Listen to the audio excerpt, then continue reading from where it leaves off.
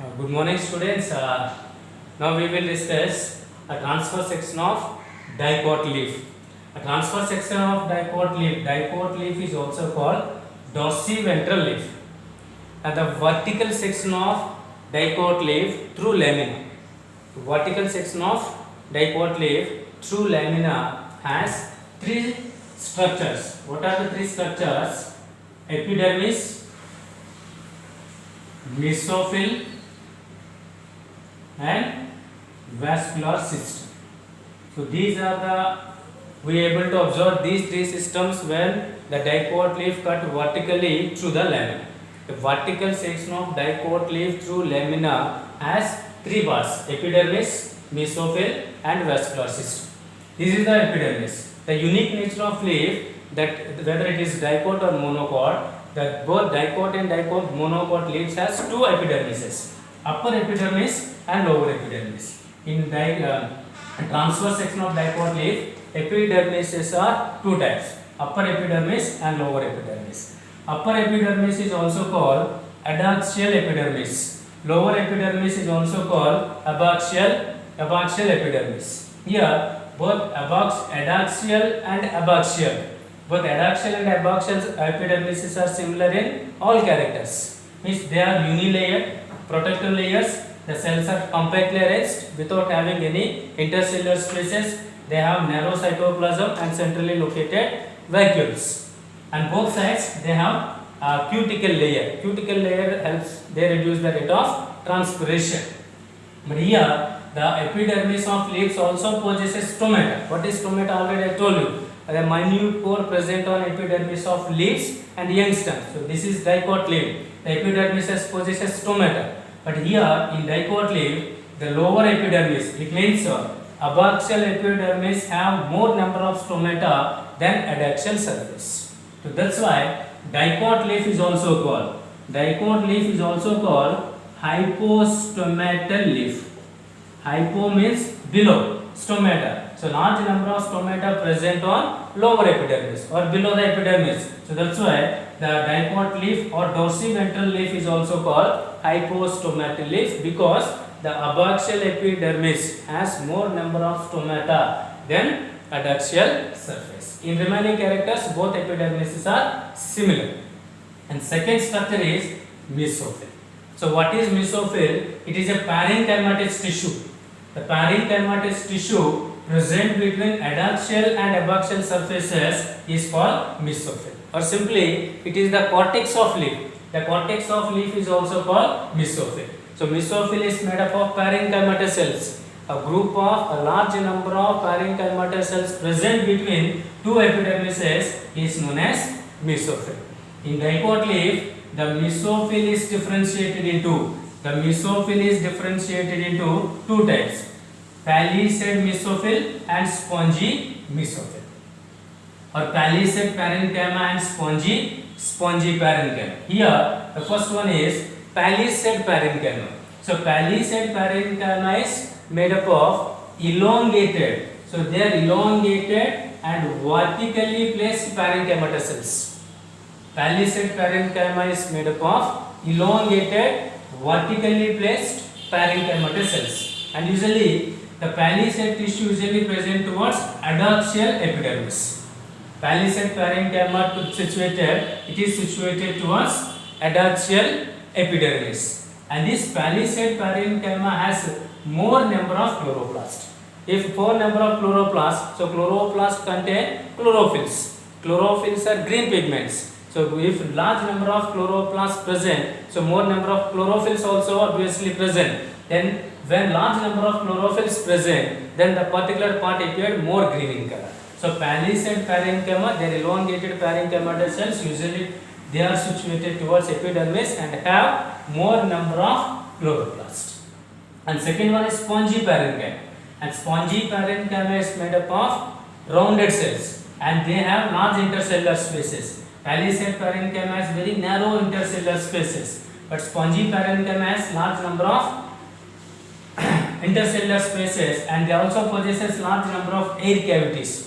Air cavities helps in exchange of metabolic gases.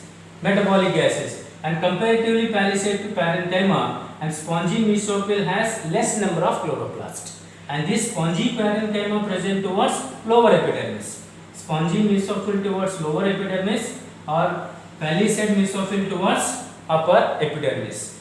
And palisade tissue has more number of chloroplasts and spongy tissue has less number of chloroplasts. This is the reason.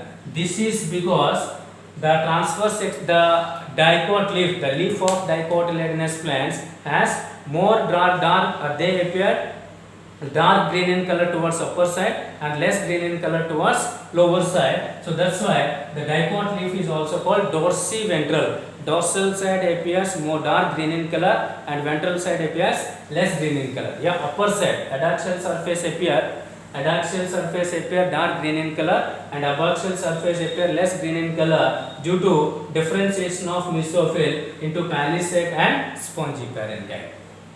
So palisade parenchyma have more number of chloroplasts than spongy parenchyma. So both palisade and spongy, their parenchyma and they also possesses chloroplasts. That's why it is the site for photosynthesis and transpiration.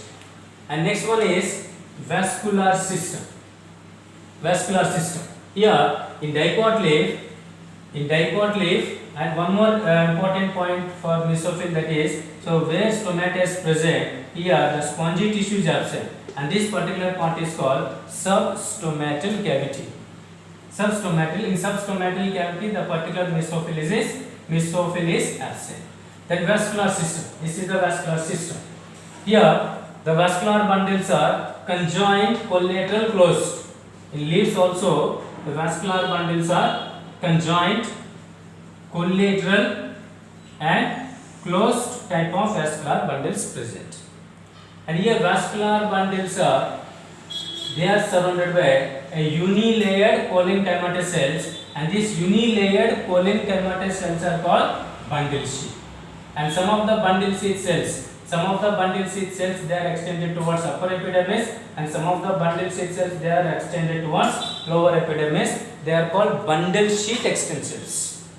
And here in dicot leaf, the both xylem and phloem or vascular bundles they are surrounded by unilayered cholenchymatous cells is known as bundle sheath cells.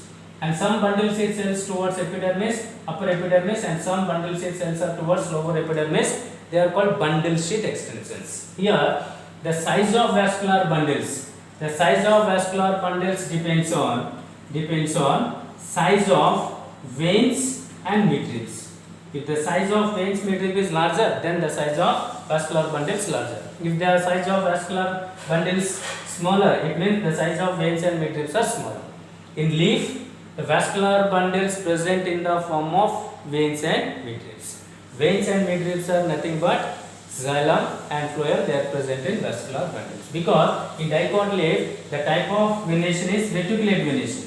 So in reticulate venation, all veins and venous used to form network. In such cases, in some areas, the size of vein is smaller, and in some cases or in some areas, the size of veins are larger. So the veins and veinlets are nothing but vascular tissues. That's why the size of vascular bundles depends on size of veins and midribs. So this is the various internal organs, tissue organization of transverse section of dicot leaf.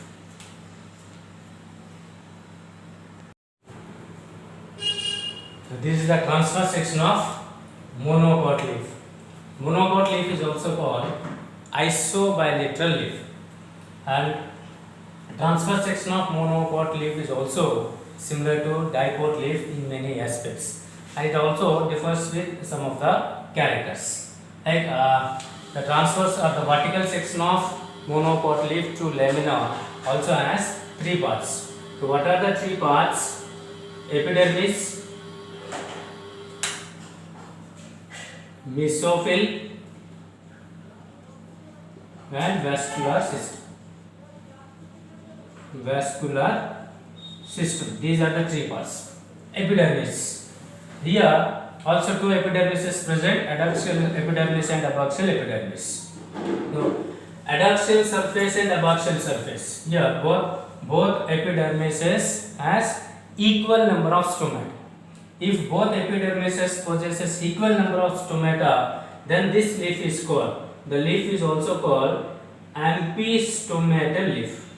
It is also called ampistomatal. Ampi means both surfaces. Both surfaces have equal number of stomata. If both surfaces have equal number of stomata, then the monocot leaf is also called ampistomatal leaf. And one more point that is differ with epidermis of dicot leaf, that is some adaxial epidermal cells, some upper epidermal cells. Some upper epidermal cells, they are large and colorless cells. They are large and colorless cells. And these large and colorless cells, when the cell turgid means if large amount of if water enter into cell, then the position of cell is called turgid. When the cell in turgid state, these large colorless cells absorbs large amount of water. When cell becomes flaccid means if water stress condition. Flaccid condition means water stress condition. In flaccid condition, it remove large amount of water. In turgid condition, it amount large amount of water. So these large colorless cells which are present in upper epidermal cells, these cells are called bulliform cells. Bulliform cells are also called motor cells. Bulliform cells are also called motor cells. So bulliform cells or motor cells helps in rolling and unrolling of monocot leaf. If you roll the monocot leaf, for example, if you take the leaf of rice plant or if you take the leaf of sugarcane plant, then we can easily roll and unroll. So rolling and unrolling of monocot leaf, that is due to presence of bulliform cells or motor cells. What are bulliform or motor cells? They are large and colorless cells present on upper epidermis. They are called bulliform or motor cells. The second tissue is mesophyll. In monocot leaf, the mesophyll is not differentiated. The mesophyll is not differentiated into palisade and spongy tissue. Palisade and spongy tissue absent in monocot leaf. So all the mesophyll cells they are same in size and they possesses equal number of chloroplasts. So when all mesophyll cells contain equal number of chloroplasts, then both upper surface and lower surface of lamina appear same green in color. Hence the monocot leaf is also called isobilateral. Iso means similar, bilateral, two sides. So two sides appear same green in color. That is due to mesophyll is not differentiated into palisade and spongy tissue. So all mesophyll cells, the mesophyll is nothing but parenchyma. So all parenchyma cells are loosely arranged. They have intercellular spaces and they contain equal number of chloroplasts. So both sides same number of chloroplasts and same number of mesophyll cells. That's why both surfaces appear same green in color. Hence it is known as isobilateral leaf. Next, vascular system. Here vascular bundles are also same. Conjoined, collateral, closed vascular bundles. Here vascular bundle, the size of vascular bundles, all vascular bundles are same size because the monocot leaf possesses parallel venation. When parallel venation present, so all vascular bundles have same size. The position of vascular bundles, except in veins and veinlets, in remaining condition the size of vascular bundles remain same. So these are the different internal tissues of transverse section of monocot leaf.